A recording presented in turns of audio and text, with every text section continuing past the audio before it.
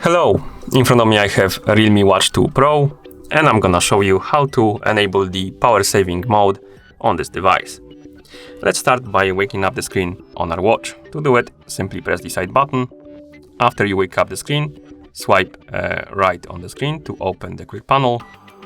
And here we have this icon with the battery on it.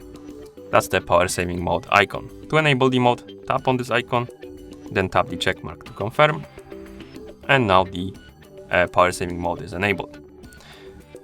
We have only access to the hour and battery level. As you can see, we can't use anything. And to exit this mode, we need to press and hold the side button for a couple of seconds. Like this. We can also enable the power saving mode through settings. So to open the settings, we can swipe upwards on the screen, scroll down through the menu and tap on the settings icon. In settings, scroll down, find the battery option and tap on it. And here we have power saving mode. Tap on it, then tap the check mark to confirm. Let's turn it off.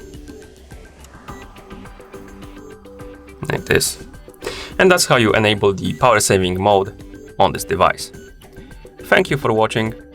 If you found this video helpful, please consider subscribing to our channel and leaving the like on the video.